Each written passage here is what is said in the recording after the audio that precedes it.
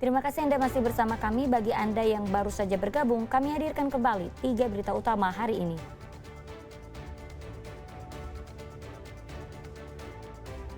Kepala Dinas Kesehatan Karanganyar jadi tersangka korupsi pengadaan alat kesehatan.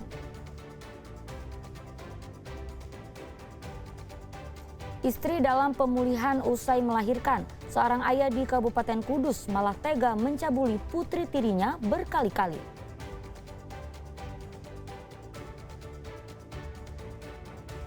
Niat hati ingin pesugihan, seorang kepala sekolah malah tewas diracun oleh dukunnya.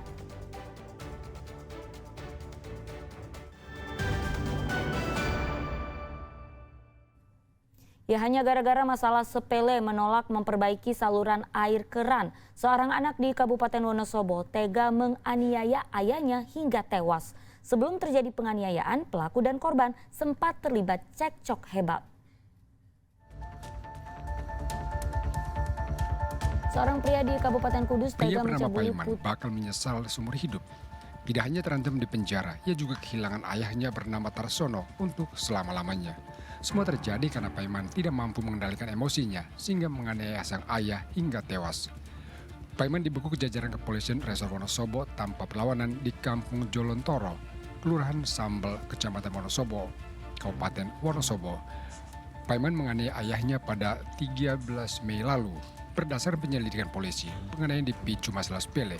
Hanya gara-gara ia emosi lantaran disuruh korban memperbaiki keran air rumah yang bocor. Yang menyebabkan korban meninggal dunia ini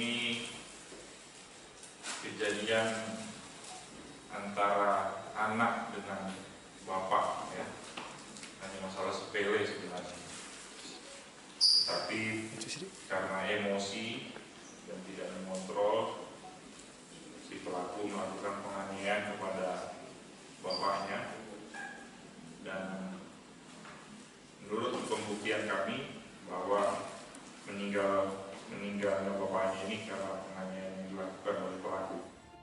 Korban meninggal akibat ditendang dan dibenturkan ke tembok oleh pelaku. Tragisnya peristiwa ini dilakukan pelaku di depan ibu kandungnya.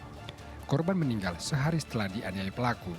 Polisi masih menyelidiki dugaan perencanaan pembunuhan karena sejak usia 15 tahun pelaku memiliki dendam pribadi kepada sang ayah.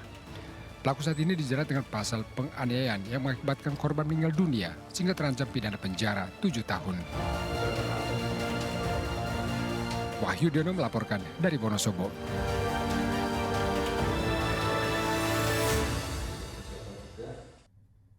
Sementara seorang pria di Kabupaten Kudus tega mencabuli putri tirinya yang masih berusia 12 tahun.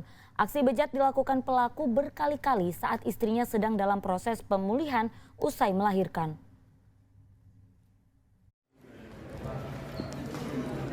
Hukuman penjara 15 tahun sesuai Undang-Undang Perlindungan Anak patut dijatuhkan kepada pria berinisial MI berusia 34 tahun.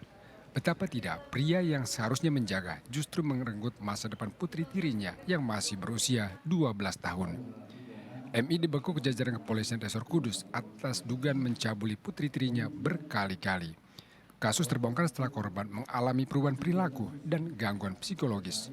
Belakangan akhirnya terkuak, korban telah dicabuli sang ayah tiri. Tragisnya lagi, aksi bejat dilakukan pelaku saat istrinya yang tak lain ibu kandung korban sedang dalam proses pemulihan usai melahirkan. Pelaku memanfaatkan situasi rumah sepi saat melancarkan aksi.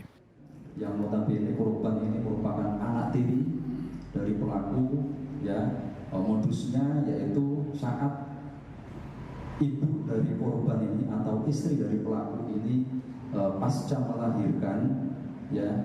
Kemudian karena korban ini sudah berusia 12 tahun, sudah kelihatan besar, ya, karena tidak bisa menahan nafsunya, si bapak tiri ini berulang kali melakukan persetubuhan dengan ancaman terhadap anak tirinya. Polisi menyita sejumlah barang bukti, diantaranya spray dan pakaian korban. Arif Nur melaporkan dari Kudus. Seorang pengasuh pondok pesantren di Kecamatan Meranggen, Kabupaten Demak melarikan diri usai mencabuli 2 santri di bawah ubur. Kasus terbongkar atas laporan orang tua korban.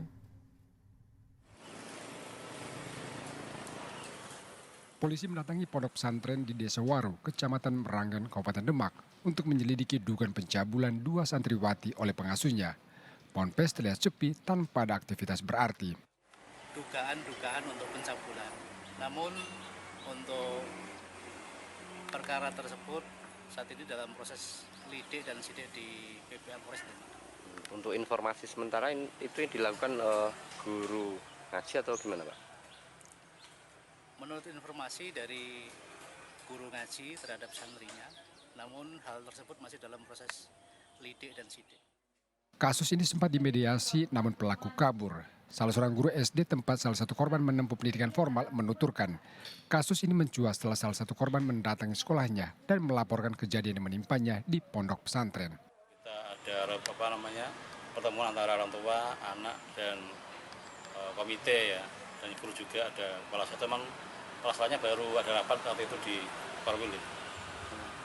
Berarti pernah mediasi juga ya, Pak? Iya pernah. Terus hasil mediasi itu, Pak? Terus akhirnya sama komite, orang tua dan korban langsung ke pondoknya itu. Ternyata korbannya yang pelakunya itu sudah tidak ada di rumah di Semarang. Dari hasil visum, kuda korban terkonfirmasi mengalami kekerasan seksual. Polisi tengah memburu pelaku yang diduga kabur keluar Pulau Jawa. Ali Mustafidi melaporkan dari Demak.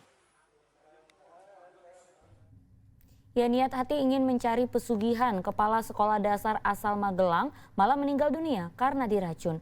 Motif pembunuhan yang dilakukan oleh pria yang mengaku dukun ingin menguasai harta korban. Pria berinisial WH ini hanya tertunduk ketika dihadirkan di Polres Kebumen. Pria yang mengaku sebagai dukun ditangkap karena terbukti meracuni kepala sekolah asal Kabupaten Magelang berinisial MU. Pembunuhan berencana ini berawal ketika korban mencari pesugihan ke rumah pelaku di Desa Kalirancang, Kecamatan Alian, Kebumen. Pelaku dan korban kemudian melakukan ritual dengan media air yang seolah-olah sudah diberi mantra doa. Bukannya manjur, korban justru tewas karena air tersebut sudah dicampur racun. Motif pembunuhan ini karena pelaku ingin menguasai harta korban. Modus yang dilakukan, pelaku melakukan kegiatan ritual pesugihan ya, dengan menggunakan sarana air mineral yang seolah-olah dibacakan doa. Kemudian air tersebut ternyata sudah dicampuri oleh racun oleh si pelaku. Awal sebab meninggalnya MU diduga karena tersambar petir. Namun setelah polisi melakukan ekshumasi, polisi menemukan adanya kandungan racun di tubuh korban. Kini pelaku dijerat pasal 338 KUHP tentang pembunuhan berencana. Pelaku terancam hukuman seumur hidup atau bahkan hukuman mati. Wahyu Diono melaporkan dari Kebumen.